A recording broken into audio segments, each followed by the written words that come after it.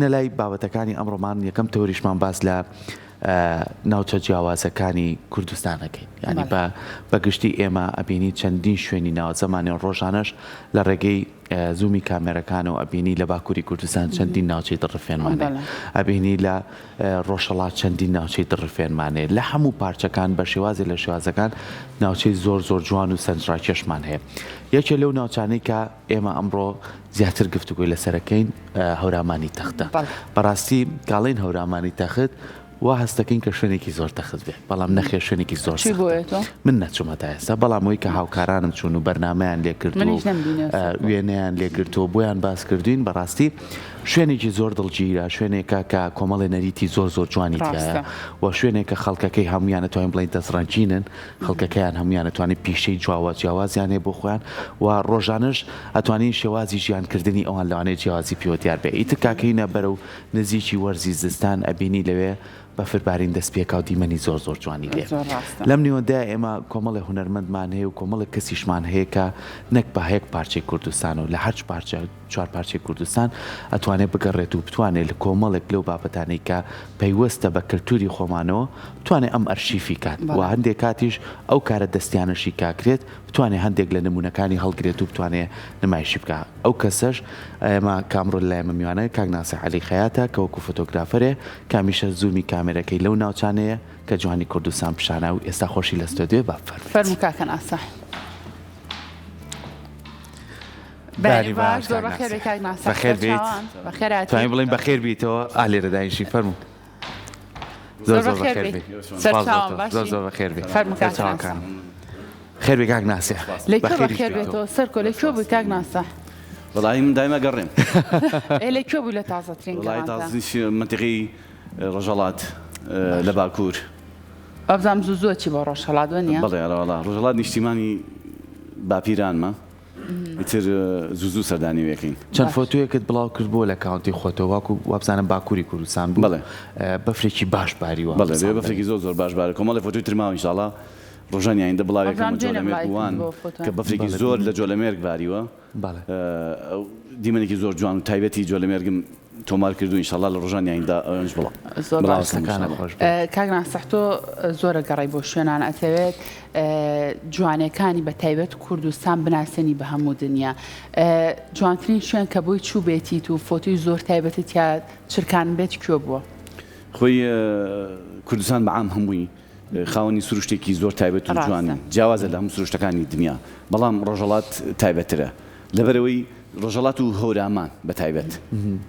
گوندەکانی منتیقی هەورامان بە لهۆن و تەخت و ژاوەڕۆشەوە کە هەورامان سێ هێڵە. ئێستا من لە پرۆژە نزیکەکانمان خەریکی دیکۆمنتکردنی جوگرافیای هەورامانم و زیندووکردنەوەی زیندوکردن و ناساندنی سیاچەمانە کە یەکێکە لە مەقاماتە زۆر ڕەسەنایەتەکانی کورد و منتیقی هەورامان. باس دەواکەم کە لە کوێ هەورامان دەست پێەکە هەورامان چەند بەشە، سێ بەشە هەورامان، لهۆن و تەخت و ژاوەرۆ. جوگرافیای هەورامان سێ هێڵە، لهۆن لە زەڵمی خۆمان و دەست پێکات هەتاوەکو نەگوندی شمشێر لەودی و پاوەوە. باشە. تەخت لە دەربەند دزلیەوە دەست پێکات تاوەکو نە کۆسەی هەجیج. ژاوەرۆش لە قەڵاجیەوە دەست پێکات تاوەکو نە پاڵنگان. وە باز لەوەکەم لەم بەحسا لەم دوکۆمنتا خەڵکی لهۆن ئیشان چییە و چکارن. خەڵکی لهۆن هەمویان سیاچەمانەواچ و گۆرانی بێژ و لایانی چەپیان زۆرە. هۆکارەکەی چییە؟ هاتنی کاتی خۆی زوو کاکەیەکان بۆ ناوچەیە. پیرۆستگیان خۆ خەڵکی هەورامان من خۆم ئەسڵ باپیرم خەڵکی هەورامان تەختە، خەڵکی و شارەیە کە زەماوەنی پیشالیاری تا دروستەکرێت. وەکو تایەفی ئێمەش خاوەنی گەورەترین کورسین کە ئەوان پێڵێن سەکۆ لە ناو پەرلەمانەکەی هەورامانە. وەکو تایەفی شەریفی ئێمە تایەفی شەریفین لەوێ تایەفی شەریفی خاوەنی گەورەترین سەکۆیە لە نێو پەرلەمانەکەی هەورامانە. لهۆن وتم سیاچەمانە و هەمووی گۆرانی بێژن، تەخت هەمویان مەلا و شاعیر و عالمن، ژاوەڕۆژ هەمویان سەرمایەدار و زەحمەتکێشن. باشە. ئێستاوەشی کە لەگەڵ گفتووەکانمانە ئەو کۆمەڵە وێنێ و فۆتۆیانی کە بەڕێزی گرتوتە بەدەر لەوەی کە ئەوان بۆنەیەکی زۆر تایبەتیانێ پیشاریان وابزانم لە کۆتایە مانگەشە بەڕێز هەر سەردانی ئەوێتۆ ئەڕێتۆ بەڕێواچێ ئەمان بەدەر لەوەی کە شوێنێکی زۆر جوانیان هەیە، زۆر ڕفێنیان هەیە لەگەڵەوەی شێوازی ژیانیشان جیاوازە ینی لە ڕووی کەلتورۆ لە ڕووی نەریتۆ لە ڕووی مامەڵەکردنی ڕۆژانەوە لە ڕووی پیشەوەریشەوە چەندین کەسی تایە کە پیشەی تایبەت بەخۆی ینی بەڕاستی ئەم شەو کەوتم بەیانی کاگناسی لەگەڵمانەیە کاگەم جێتم لەگەڵا بم جێت نەکرد وابزانام چەند ساڵێک لەمەوە پێش سەرکارتان کرد بە ستافی کورسان بەڵشتن وتی یەکێ لەو نەریتە جوانانە کە زۆر پێی سەرسام بووین تی شوێنێکی زۆر دوورە دەست بوو چەندێک ڕۆشتین کابراایك چەقۆی دروستە کرد ئەمە وەکو نمونەیەک باسمان کرد کە چەند دەستڕەنجین بۆ کاری کردووە لەوێ لەگەڵ ئەم نەریتە جوانێک کە هەژیانە خەڵکەکە شوێنەکەیان سەختە مامەڵەی ڕۆژانەیە چۆنە کاگناسی ئیشەی سەرکییان چییە؟ ئیشی سەرکییان لەوێ زۆربەی خەڵکی ناوچەی هەورامان باغدارن باشی سەرکییان باغداریە زۆربەیشیان خاوەنی گوێزن لەگەڵەوە کۆمەڵی میوات و کۆمەڵێ کەشاوەرزی تر ئەەکەن کە بۆتە بژێوی ژیانیان بەڵام ئەمە لە ماڵەکانیان و نزیک نیە لە دوورن هەمووی بە شاخەکانوێ هەواری تایە باخیتایە بە 5 ساعات بە پێ ئەگەنن لای باخەکانیان و لەگەڵەوەشە هەمویان دەزڕنگینن کاکسەکۆ هەمویان دەزڕنگینن هەمویان لە ماڵ و خەریکی چنینی کلاشن چنینی شاڵن چنینی کۆمەڵی پێداویستی ڕۆژانەی ژیان گۆرەوین پوزەوانن ئەم شتانە هەمویان خەریکی چنینن خەریکی چنینی ئەو شتانن کە پێویستی ژیانی ڕۆژانی خەڵکانە وەزائیدەن ئەوان هەمووی کۆکەن و لەو ساڵە کە چی ئەچنن ژنەکانیان کچەکانیان پیاوەکانیان لەوێ خۆشبەختانە ژیان هاوبەشە ینی ژن و پیا و پێکەوە یەکسانی ئیشەکەن و کارەکەن بۆ پێداکردنی بژێوی ژیان هەموو ئەو شتانی کە ئیچنن هەڵێگرن لەو ڕۆژانەی زەماوەنی پیرشالیارە کە دانیشتنی پەرلەمانی هەورامانە و کۆکردنەوەی هەموو تایەفەکانە و گەشتیارێکی ئێجگار زۆر لە هەموو جیهان و سەردانی و ناوچێکە لەوێ ئەو ساڵە چیان چنیوە چی بەرهەمی ناوخۆیان هەیە هی دەستی خۆیان گوێزە تووە میوە وشکراوەکانە شاڵە کلاشە فەرەنجیە تەسبیحە هەموو ئەو شتانەی کە چنین ئەیچنن و خۆیان بەدەستی خۆیان دروستەکەن چقۆیە تەورە تەوراسە و کۆمەڵێشتی تۆفحاتی جوان جوانی ناوماڵە گۆزەیە هەموو ئەو شتانی کە دروستەکەن و ئەیچنن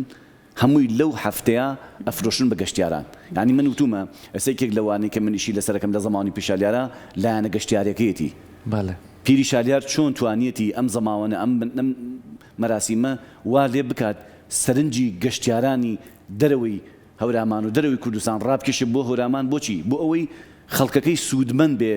لەوەی کە ئەو ساڵە چی چنیوە چی بەرهەمی ناوخۆیی هەیە ساغی کاتەوە بیفرۆشێ باشەکەواتە کاگناسە هەوڵەکانی کەسانی وەکو بەڕێستانە و کەسانی کە فۆتۆگرافەرن و ئەیانەوێت بۆ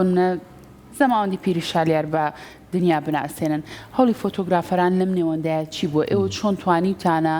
جوانیەکانی کوردستان بە شێوازێکی گشتی بە دنیا بناسێنن ئایا لە ڕێگەی فۆتۆوێنەوە ئەتوانرێت ئەو جوانی کە بەرجەستاکرێت و ئەبیندرێت بە سروشتی بگەێنرێت بە دنیا؟ بەڵێ بەتاکید ئێمەی فۆتۆگرافەران ئەتوانین ڕۆڵێکی زۆر گەورەمان هەبێت لە ناساندنی شوێنە تاریخی و سیاحی و کولتور و کەلەپوری کوردستانە بە دنیای نێوخۆی کوردستان و بە دەرەوەش یعنی ئێمە توانین من هەمشەوتم من لە دیبێتێکی گەشت و گوزارە بە وەزیری گەشت و گوزارم وتم باسییانەوانە کرد چی بکەین چی نەکەین هەچی ئەو شتانەوان باسییانە کرد هیچی نەگەشتە ڕبعی ئەوەی کە تۆ لە ڕێی هونەری فۆتۆگرافیەوە بتەوێت گەشتیار سەرنجی گەشتیار ڕاکێشی بۆ ناوچەکە من نمونە مێناوە بۆی وتم ئێمە چەند ساڵێکە لەلایەن کۆمەڵی وەنەگرانی تورکیاوە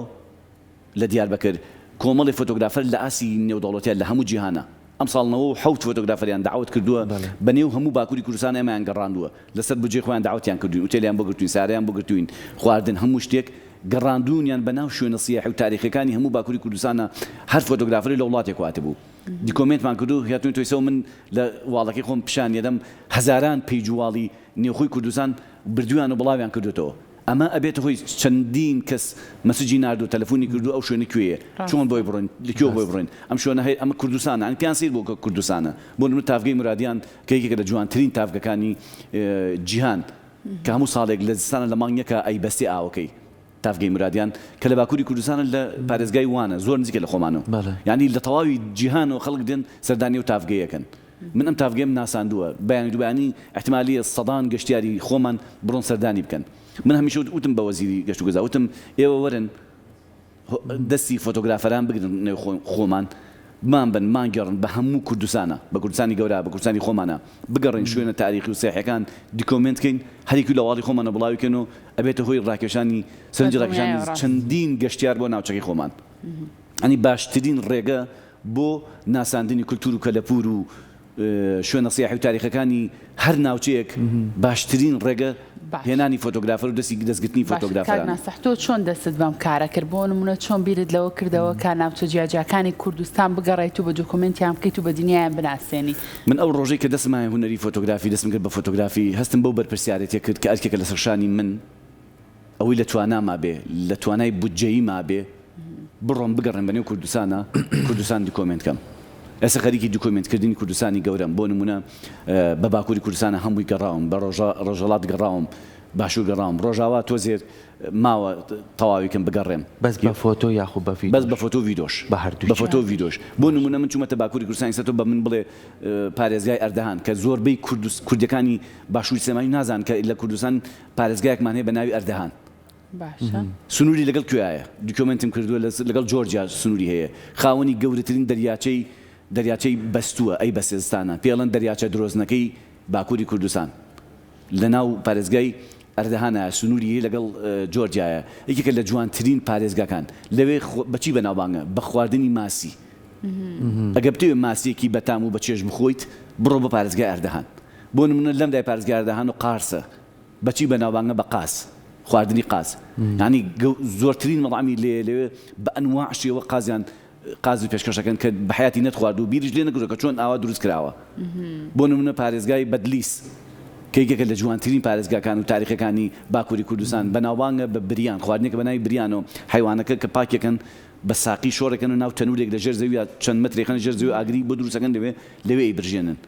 خواردنێکی پێڵێن بریان گۆشتە زۆر تایبەت و خۆشە یعنی هەموو پارێزگاکان لەگەڵ کوێ سنووری هەیە ئەمجا کەسە شاعیرەکانیان کێن گۆرانی بەژە ملیەکانیان زانیاریانە کۆکەیتەوە کاک ناسم لەو گەشتانە تا کەیکی هاوکارتە بێت لەوێ هەمووی بەپرسیارە بە GPS و بەپرسیارە ئەچمە ئەو هەر پارێزگایەکۆ منەچم خەڵکە بەتەمەنەکە ئەدوێنم خەڵکە بەتەمەنەکانیان ئەدوێنم یەکەم شێ دەچم خەڵکە بەتەمەن ڕۆشنبیرەکانیان دۆزمەوە شاعیرەکانیان دۆزمەوە خەڵکە بەتەمەنەکانیان دۆزمەوە پرسیاران لێکم لێرە شوێنی سیاحی لەکوێیە تاریخی لەکوێیە لەگەڵ کوێ سنوورتان هەیە بەچی بەناوبانگە گۆرانی بێژە میلیەکانتان کێن گۆرانی بێژە کلاسیکەکانتان کێن شاعیرەکانتان کێن شێوەکارەکانتان کێن فۆتۆگرافەرەکانتان کێن هۆکارەکەیشی زۆربەی علاقاتێکی خۆمە لەگەڵ ئەو فۆتۆگرافەرانی کە لە ناوچە جیاوازەکانی کوردستانە دروستم کردووە لە هەموو ناوچەکانی دنیا توانم بڵێم علاقاتێکی زۆر باشم لەگەڵ فۆتۆگرافەرەکانە زۆر علاقاتی کردووە کە تۆ ئەم پرسیارە ناکەیت و بەدوای ئەو زانیاریانە گەڕی ئەی فیدباکی ئەوان چیە بۆ ئێمە کە ئێمە لە باشوورین پرسیاری ئەوان چیە لە تۆ ئاگیان لێ مێمە لێرە ئاگیان لینیە ئەوەی کە لە واڵەکانی فۆتۆگرافەرەکان و نەبێ ئەیبینن ئاگیان لینیە زۆریان پێ خۆشە کە داوەتیان بکەین و فۆتۆگرافەرانە ئەو کەسایەتیانە بانگیان کەین بۆ کوردستان طبعا لێ هەم ڕۆژهەڵات و هەم باکوور مادیان زۆر زایفە ناتوان خۆیان لەسەر بجێ خۆیان بێن هەم فۆتۆگرافەرەکان هەم شاعیرەکان هەم شێوکارەکان من لێرەوە لە شاشە جوانی کوردستان داواکەم کە ڕێگەیەک بدۆزنەوە بۆی هێنانی شێوەکارەکان فۆتۆگرافەرەکان بۆ باشووری کوردستان بۆی بیان بین بەناو سروشتە جوانەکەی باشووری کوردستانە بیانگەڕن کاکسەر تۆ ئێمە لێرە خاوەنی باشترین و پاکترین خوێ لە جیهانەکە دروستەکرێت لە باکووری گەرمانی ئێمە دروستەکرێت قوڵترین ئەشکەوت لە جیهانە قوڵترین ئەشکەوت لە جیهانە لە باکووری گەرمانی ئێمە لە گوندی مەملەحەیە خوێەکە لە خوێڵینە خاوەنی کۆمەڵشتی دەگمەن و دانسقین لە کوردستانە کە ینی بوونی زۆر کەمە لە جیهانە ضرورە ئێمە ئەم فۆتۆگرافەرانە ئەم نەقاشانە بێنین لێرە ئەم ڕۆشنبیرانە هین پارچەکانی تری کوردستان بێنین لێرە ئاشنایان کەین بە باشووری کوردستان بەڕاستی باشووری کوردستان ینی ئەمە نەبێتە مەتحێ بۆ شاچەی جوانەکەی کورسات ئەوەی نەبێت کە کورسات فشانیەدا هیچ ڕاگەیانێکی تر ئیش لەسەرەوە ناکە کە کولتور و کەلەپور و سروشتی کوردستان بە دنیای دەرەوە بناسێنی من هەمیشە وتومە کورسات ئەو دەرگایەیە کە توانیەتی هەموو چوارپاچی کوردستان خۆی بە خاوەنی بزانێت و تەماشای کە و سەیریکە چونکە بەبێ جیاوازی کولتور و کەلەپور و سروشتی هەموو کوردستان پیشانی دنیادا باوەڕەکەی من چەندین کافتریا ڕۆشتوم لە باکوور لە ڕۆژهەڵات سەیری شاشەکانم کردوتم بزانم لەسەر چ کەناڵێکە ئەمان متابعی چێکن زۆربەی زۆر متابعی کورساتەکەن وتم هۆکارێکی وتیانە کاکە بەبێ جیاوازی هەر چوارپاچی سروشت و کولتور و کەلەپور ڕوود هەیە لە ناو خانەوەدا بتوانی بخەری سەر شاشەی کورسات چونکە شتی لێەوە فێرەبی مناڵەکانمان شتی لێەوە فێرە بێت یعنی یەکێکە لەو شاشانی کە هەمیشە خزمەتی گەورەی کردو هیوادارم بێتە ئەو دەواازەیە کە فۆتۆگرافەران و نەقاشان و هونەرمەندانی پارچەکانی تری کوردستان داوت بکەن بێنن لێرە بە نێو سروشتە جوانەکەی کوردستانی باشوورە بیان گێڕین و ئەوانش بە شاد بن و ئاشنا بن بە ناوچەکەی مەسوودێکی زۆر باشی ئەبێ بۆ ڕاکێشانی سەرنجی گەشتیاران بۆ باشووری کوردستان خۆیۆکاریی پیشەی خۆمانە کورسادەوە هیواداریشین لەجێ ئەو متمانەیە بمێنینەوە هەمیشەش کاری لەو جۆری پێشانگای کا بۆ هونەرمەندانی چوار پارچەی کوردستان خۆت لەوان لە نزیک لە مۆزەخای نیشتمانی ئەم نەسوورەکە چەندین جار پێشانگاکراتەوە بەڵام ئەمە پێویستی بەوە نییە بێ زیاتر هەوڵ بدرێت خۆی کە زیاتر ئەو کەسانە کردنەوەی پێشنگانن کاکسەرگۆ بەس فۆتۆکانمان هێناون ئێمە گرنگە خۆیان بێنین لێرە فۆتۆ بگرێن لێرە دیکۆمنتکەن یوتوبەرێکی باشی بەتوانە کە ڤیو باش بێ بیهێنە لێرە بە ناوچەکانە بیگێڕە فۆتۆگرافەرەکان هەمویان ئێستا لەخوا بەجاوێ یوتوبەریشن ینی بینەرێکی زۆر باشیانەیە لە ماڵپەڕ کۆمەڵایەتەکانە بیانێن بیان گێڕن ئەرە دیکۆمنتکەن و پیشانی دەرەوەی بن دڵنیا بە ساڵانە بە هەزاران گەشتیار ڕۆکاتە ناوچەکەمان کە سوودێکی مادی باشەوێ بۆ ناوچەکە کاک ناسەحتۆ کە لە گەشتەکان تا کاگەڕیت بە دڵنیایە کاڵن لە کوێدانیشی خەڵکی کوێ ڕەنگە باسی ئەم دەڤەرەی خۆشمانیان بۆ بکەیت چۆن باسی ئێرەیان بۆکەی کەسێک کە بتەوێت درای کێشی بۆ ئێرە چۆن باز لە جوانەکانی کوردستانی خۆمانەکەی من طبعا هەر بە دیکۆمنت پیشانم دایمە موبایلەکەم یەک تێدایە هەر دەکەی شتەکانم زۆر کەچم گەشتەکەم شتە جوانەکانی کوردستان ئەەکەمە ناو موبایلەکەم لەوێ پیشانیان نەدەم کە ئێمە خاوەنی جوانترین تافگەی وکو ئەحمە ئاوا و زەڵمی خاوەنی باشترین خوێن پیشانیانێن بە جوانترین هەم بە فیلم هەم بە فۆتۆ خاوەنی قوڵترین ئەشکەوتین پیشانیان نەدەم خاوەنی کۆمەڵێ سروشت و شاخ و داخی تایبەتین زۆر شتی شازمانەیە پیشانیانێ بۆ نمونە ئەو خەڵکانە زۆر هیواتیان کۆمەڵە چیرۆکی تایبەتە بۆ نمونە من چیرۆکێکم خەریکی دوکۆمنتکردنی چیرۆکی تاقانەکانیان فالشم لەنێو تاقانەکانی ئەنفالا کۆمەڵە چیرۆکی زۆر تایبەتەیەکی لەوانە کە چیرۆکەکە بووە جێی سەرنجی میدیاکانی دەرەوەی کوردستانیش وە لە ئەڵمانیا کاک دڵشاد عەلی شێوەکار تابلۆیەکی دروست کردوینە کەسە بڵاوی کردو و فرۆشتی قارەمانەکەی عایشە بوو کە پیاوێکە 34 ساڵە لە گوندێک بیران لە پیرەمەگرون خەریکی خزمەتکردنی ژنەکەیەتی بە خێویەکە و خزمەتێکات لە دوای ئەنفالەکەەوە تاوەکون ئەم ڕۆژنی نێناوە وازی لە هەموو دنیا ناوە خزمەتیم پیا ئەم ژنێکە ئەم پیاوە بەبێ ڕۆژە چوێتە مەکتەب ئینگلیزی عەربی فارسی تورکی ئەخوێنێت و ئەنووسێتەوە ئەم پیاوە لەم ماڵە وێرانە خاوەنی کتێبخانێکی زۆر جوانە ئەم پیاوە بەم هەموو زەحمەت و کێش و مەشاکیلۆ هەڵکۆڵەرێکی زۆر بەتوانە لە چە شاخەکان زۆر ینی بە وەفاترین پیاوی جیهان ناسێنرا لە جیهانە و لە کوردستان کرۆنیکاڵ بابەتەکەی بۆ پڕبینەرترین بابەتی ساڵ چیرۆکێکی زۆر تایبەتە زۆر جوان ئەم چیرۆکانیان بۆ باسەکەم ینی زۆر ئاواتە خوازن بێن سەردانیاکەن خۆیان لە نزیکۆ ئەم چیرۆکانە ببینن ئەم کەسانە ببینن ئەم سروشتە جوانە ببینن ئەم کاڵچەرە جوانی کوردستان کە هەیە ببینن دەستە خۆش بە کاک ناسەح بە هیوای بەردەوامی و خۆت باست لێوە کرد هەر لەو کاتی کە بڕیارەدا بی بە فۆتۆگرافەر هەست بۆ بەر پرسیارەتیە کردووە ماندوو نەبی مە دەکەین نمونەت زۆر بە ئینجا منەمە پرسیار لەسەر جۆری ئەو کامێرانە بکەم کە تۆ بەکاریان هێنیت بۆ چرکاندنی فۆتۆکان لە ناو سروشتە کامێرەیەک کە بۆ ناو بەڕاستی شتێکی کۆن و جوانە دەمویست بڕوا باگردێنەوەی سەربانی ڕاستەکە شتی زۆر تایبەتی تایە بەڕاستی سەرجەم فۆتۆ و ڤیدیۆکانی کاک ناسەح ئەو کامێرانی کە تۆ بەکارێنی کامێرێک کە بۆ ناو سروشت بێ لەگەڵ کامێرێک کە بۆ ژوور بێت چ جیاوازیەکی هەیە چەند جۆر کامێرە لەگەڵ خۆتابی بۆ گەشتەکان من سێ کامێرم پێ یەکیان دوانیان نیکۆنە یەکیان سۆنیە ئەم دوانە ئەمەکیان سۆنیە و نیکۆنەکەی نیکۆنە تریشم هەیە 1950ەکە من زۆربەی نیکۆن بەکارێنم بۆ دیکۆمنتکردنی سروشت چونکە نیکۆن شارپنی بەرزە و زائیدەن خاوەنی هەر حەوت ڕەنگەکەیە کانون و سۆنی 5 ڕەنگیان تایە دوو ڕەنگەی بە لە ئەدیتا بۆیان زیاکەی بەڵام من نیکۆن بەکارێنم نیکۆنێکی کە کامیرە باشانی کە هەم شارپنی بەرزە هەم هەر حەوت ڕەنگشتیا و ئاسانترە و جوانترە ینی توانی فۆتۆگرافەر ئیشی جوانتری پێ بکات بۆ دیکۆمنتکردنی سروشت بینەوە سەر ئەورامانی تەقت بمە کامێرانی کە لێ بەکارێنی لەوێ کە بەفرە بەردەوام سپیە کام جۆریان لێ باشە کە تۆ بەکاری بێنی بۆی کە من هەر نیکۆنەکە بەکارێنم ئەڵێ پارچەیە سپیە ڕەنگیتیانی ئەوانە تۆماتۆی لەگەڵ دوو ڕەنگاکە ڕەش و سپی ڕاستە ڕەش و سپی هەر کامێرێکیان بەکاربێنی ئەتوانم بڵێم ئیشی خۆیەکە ئەوە نییە بڵێ ئیشی خۆی ناکات چونکە تۆ تەنها دوو ڕەنگە دەیە ڕەش و سپیە ئیش لەگەڵ دوو ڕەنگاکەی هەر کامێرەکان بەکارێن بە زمان نیکۆنەکە بەکارێنم نیکۆنەکە زۆر بەکارێن ئەمیان بۆ ویدینگ بەکارێنم سۆنیەکە بەزەوان بۆ سروشت و بۆ کاری دیکۆمنتاری بۆ شتانە هەر نیکۆنەکە بەکارێنم و زائیدەن کارکردن لە نێو بەفرا زۆر تۆزێ قورسترە بۆ فۆتۆگرافەر چونکە ڕووناکی زۆر زیاترە ڕووناکی زیاتر ڕووناکی لە هەتاو زیاترە تەمان ئێمە بێشی مامانۆڵیشەکەن بە فەتح و سورعە ئەو سیتینە وادەکەن کە فۆتۆیەکی جوان و نایە پیشانیەوە بینوە لە فۆتۆکانی شایع بینین شوێنی زۆر سەخت چووی بەڵێ هیچ کاتێ نەبووە تووشی شتێک بی نەخوازرا و شوێنێکی بەفرێکی قوڵ بێت بەرەوەڵا مەترسیدار بێ بۆ سەرژیانی خۆ ئەو ساڵی 2020 لە پشکێ بەتاکید ئەو ساڵێک کە لەگەڵ کورساتە ڕۆشتین نەجیمان ڕۆشتین نەجیب چوون بۆ بەرامبەری هەورامان طبعا شەو چوین بۆ تایم لایفسێ چوین شەو چوین بۆی کە ڕووناک دەمەوبایان ڕۆشتن بۆی کە ڕووناک بوو خۆریشەکەوێ هەمان بێت لە شەو تا ڕووناکە بێت باوەڕکەی خەریب و هەردووکمان قاچ و دەستمان لە کەسیرە بکەوێ ئەی نەمانەتوانی بجوڵێن ئەو نەمان سەرما بوو کامێرەکەمان بۆ نێکوژایەوە ڕاستە ینی تووشی سەرمایەکی زۆرە بێت تووشی هەتا من چەندین جار گورچیلەم تووشی کێشە بووە بەهۆی سەرمایەکی زۆرەوە ئەیسا من کێشەی گورچیلەم بۆ دروست بووە گورچیلەکانم ساڵانە پێویستی بە عیلاج بە چارەسەرە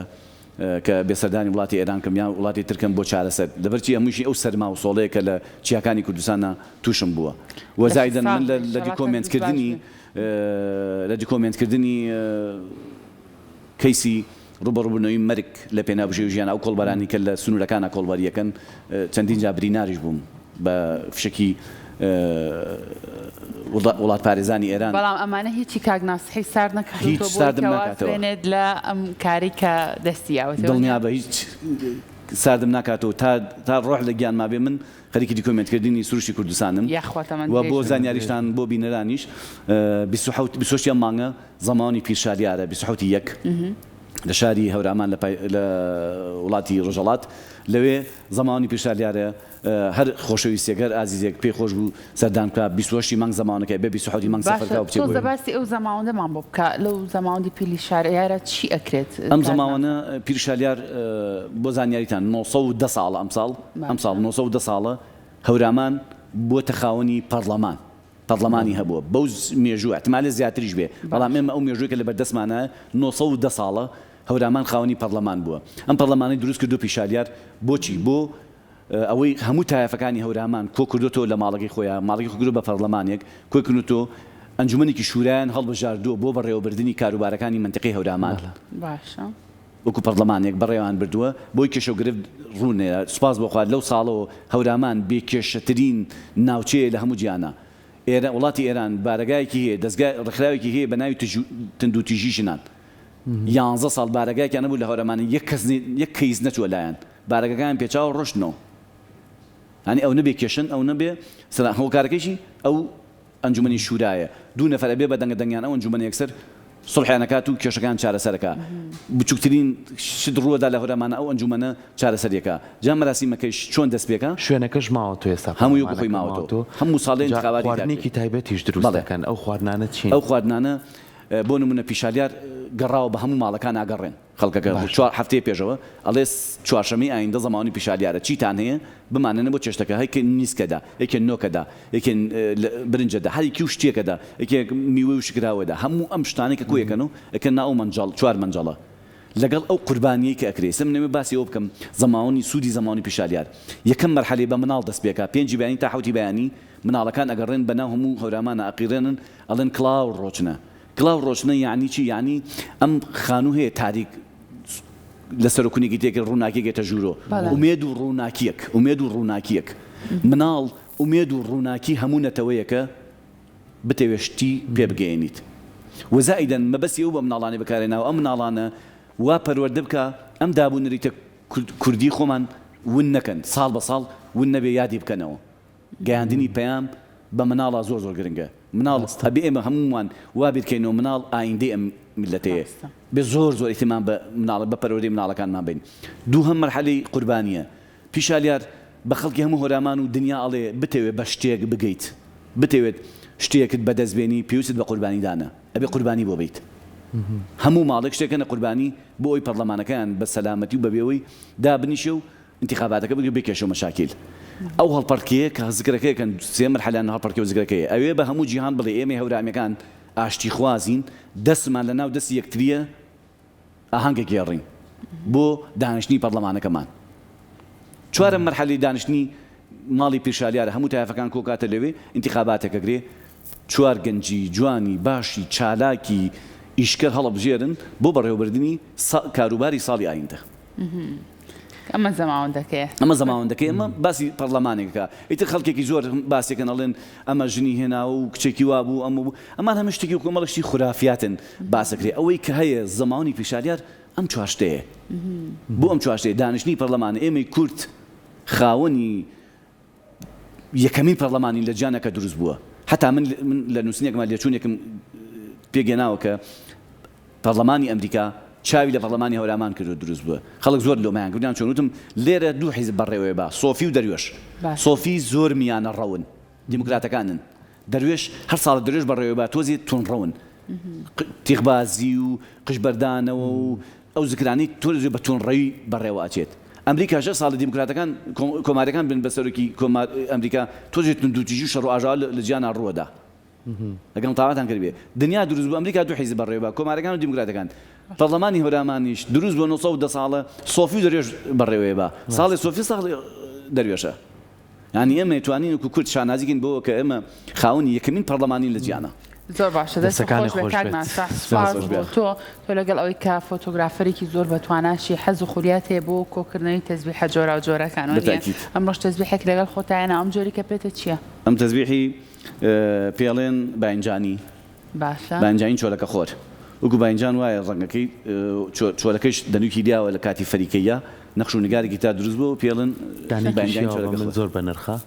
ئەوەی کات میوازەوەی باکووری کوردستان بەڵێ بەڵێ ئەوە هەڵم گرتۆ ناوێر مێنمە دەرەوە چکەی تکە هێنات برا تەواویت نایبینی تۆ خۆزانام تەزبیح هەڵێ و دقەی کە هەڵێگری تردووە لەوانێ نەبیتەوە بە ساحێ ئەڵێن شتێکی وایە بەڵام من تەزبیح هەڵم بر نایە مەکەس دەستی خۆم لێو داوا دەستەکانی خۆش پێشم خۆش بوو یەک سەرنجی بچووک بین لەسەر لانی گەشتیاری چەند گرنگە من ئەم دیاری بچووکەمێنەوە بۆ کورسات دەستەکانە خۆش بێ ئەمە ڕێبەرێکە بۆ سلێمانی بە گەشت و گوزار فۆتۆکانی من پێماون جوانترین فۆتۆی سلێمانیم داناوە ئەمە هەموو شوێنە سیاحی و تاریخی و فۆتۆکانی زۆر گرنگە تۆرە باسی سەرچینار بۆ خەڵکی ئاوا بە جوانی پیشانی بیت زۆر تایبەتە ڕاستە گراوکارانم لە 95 فۆتۆکانی فۆتۆی منام ڕێبەرە هەموو شوێنە سیاحی و تاریخی و شوێنە جوانەکانی سلێمانی بە شێوازێکی زۆر جوان پیشانی دنیا داوە ینی یەکێکە لەو شتە جوانانی کە سلێمانی شانازی بەکەمەی ساڵی ڕابردوو بوو دلیل ڕێبەرێکە پێم خۆشەکانی خۆش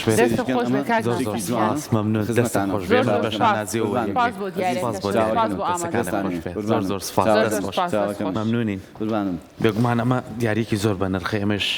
وەکو کورسات بە شانازی و لە کتێبخانەی خۆمانە و هەر کەسێکیش بوێت وەکو ڕێبەرێک پیشانین زۆر سپاس من هیوادارم هەموو لانەسە بۆ منە لانەکان کە چیتە دەرەوەی وڵات چیتە دووتێلێ ئەچیتە هەر شوێنێکی سیاحی گەشتیاریان کاچنەوە لەوێ یەکسەر ڕێبەرێک و دلیلێکی پیشانیان ینی من داوام کرد لە گەشت و گوزار هەموو ئوتێلەکان هەموو شوێنە سیاحیەکان ئەوانی کە سوودمەندن بۆ منە چاڤیلان شوێنەکانی تر ئەم شوێنانە کە سوودمەند دەبن لە گەشتیار دلیلێک و ڕێبەرێکی خۆی تابێت بە خۆیان نەبێ شوێنە جوانەکانی کوردستان هەموو بەعام تایە بێ بە هەدیە بێن بە گەشتیاران شتێکی زۆر کەمیتێکی ئەمە هەر ئەو کۆمپانیانەی کە گەشتیارێن گرنگێکی دانیکانە بێ ناسح ئەوەی کەوا لە ئێمە ژەکاکە گەشتکەین لە وڵاتی خۆمانە بۆ وڵاتێکی تر ڕەنگە هەر لە ڕێگەی ئەم فۆتوانەوە بێ کە ئێمە لە سۆشیال میدیاکانە ئەیبینین وامان لێکا سەرنجمان ڕاکێشێک کە گەشتکەین بۆ وڵاتی جاچی لەوە جوانتر هەیە کە ئێمە دۆکۆمنتی شوێنە جوانەکانی وڵاتەکەی ئەو فۆتۆی کە جەنابەت کردوتەوە ئەوە منتیقەی هینە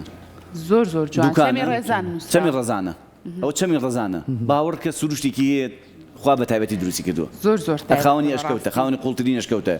خاوەن چەندین ئەشکەوتە خاوەنی سروشتێکی تایبەتی زۆر جوانە ئاو تافگەی هەیە چەمو ئاوی هەیە ینی سروشتێکی زۆر تایبەتە ئەگەر بتوانی ئەمە وەکو خۆی پیشانی بیت باوەڕکە لە هەموو گیان و گەشتیار دێ سەردانیەکە ڕاستە ناڵم هەر ئەمەیەکەوا لە ئێماکە گەشتین بۆ وڵاتانی دەستت خۆش بێنمونەت زۆر بەکار ناسەح تۆ